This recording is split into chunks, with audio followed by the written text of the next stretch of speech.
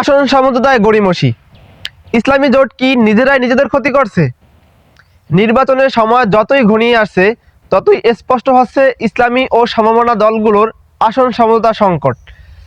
কয়েক মাস ধরেই শিগগিরই ঘোষণা আসছে এমন আশ্বাস শোনা গেলেও বাস্তবে সেই শিগগির আর আসছে না। ফলে তৃণমূলে বাড়ছে ক্ষোভ, হতাশা ও অনিশ্চয়তা, যার সরাসরি প্রভাব পড়ছে মাঠের রাজনীতিতে।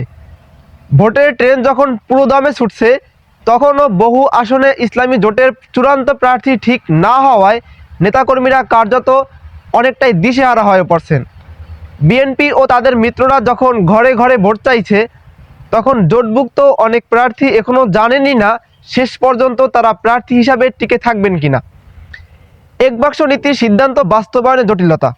8টি ইসলামী ও সমমনা দল এক বাক্স নীতিতে নির্বাচন করার সিদ্ধান্ত নিলেও বাস্তবে সেই নীতির বাস্তবায়নই সবচেয়ে বড় চ্যালেঞ্জ হয়ে দাঁড়িয়েছে।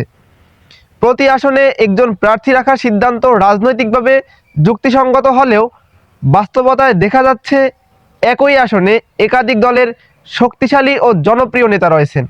এতে কাউকে বাদ দেওয়া মানেই আরেকটি দলের তৃণমূলকে ক্ষুব্ধ করা। বিশেষ করে জামায়াত ইসলামীর নেতৃত্বাধীন এই জোটে নতুন করে আরও কয়েকটি দল যুক্ত হওয়ায় সংকট আরও ঘনীভূত হয়েছে। শুরু থেকেই যুক্ত থাকা শরিক দলগুলোর অভিযোগ, নতুন দল যুক্ত করার ক্ষেত্রে তাদের সঙ্গে যথাযথ আলোচনা করা হয়নি। এতে আস্থার সংকট তৈরি হয়েছে জোটের ভিতরেই।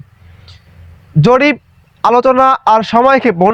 জামাত ও ইসলামী আন্দোলনের মধ্যে অন্তত অর্ধশতাধিক আসনে সমন্বয় জটিলতা ছিল বলে স্বীকার করছেন দায়িত্বশীল নেতারা। জনপ্রিয়তা যাচাইয়ে জরিপ চালানো হলেও সেই জরিপের ফল বাস্তবে কতটা গ্রহণযোগ্য হবে সে প্রশ্ন তৃণমূল পর্যায়ে এখন ঘুরপাক খাচ্ছে। একদিকে জরিপ, অন্যদিকে সমঝোতার টেবিলে টানাপোড়েন, সব মিলিয়ে সময় গড়িয়ে যাচ্ছে। অথচ নির্বাচনের সময়ই সবচেয়ে বড় পুঁজি। তৃণমূলের ক্ষোভ, আর এই ক্ষোভ নীরব কিন্তু অনেকটাই বিপজ্জনক। সবচেয়ে বড় ঝুঁকি তৈরি হয়েছে তৃণমূল পর্যায়ে। অনেক এলাকার নেতাকর্মীরা এখনও জানেন না কার জন্য তারা কাজ করবেন। সম্ভাব্য প্রার্থীরা এজন্য প্রচারণাও কমিয়ে দিয়েছেন, এই আশঙ্কায় যে শেষ মুহূর্তে তাকে প্রার্থিতা প্রত্যাহার করতে হতে পারে। এতে মাঠে কার্যত নিষ্ক্রিয়তা নেমে এসেছে। রাজনৈতিক বিশ্লেষকদের মতে এই অনিশ্চয়তা দীর্ঘ হলে ইসলামী জোট বিএনপি বিরোধী রাজনীতিতে বড় ধরনের পিছিয়ে পড়বে।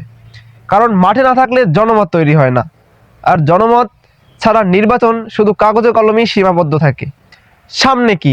দায়িত্বশীল নেতারা বলছেন 2-1 দিনের মধ্যেই সমাধান আসবে, কিন্তু তৃণমূলের প্রশ্ন, এই 2-1 দিন আর কতবার আসবে? কতদিন গেলে এই 2-1 দিন আসবে? আসলে সমঝোতার ঘোষণা যত দেরিতে আসবে ক্ষতিও তত গভীর হবে। এখন দেখার বিষয় ইসলামী জোট এই চ্যালেঞ্জ বুঝে দ্রুত সিদ্ধান্ত নিতে পারে কিনা, নাকি বিলম্বের মাসুল দিতে হয় নির্বাচনের মাঠেই।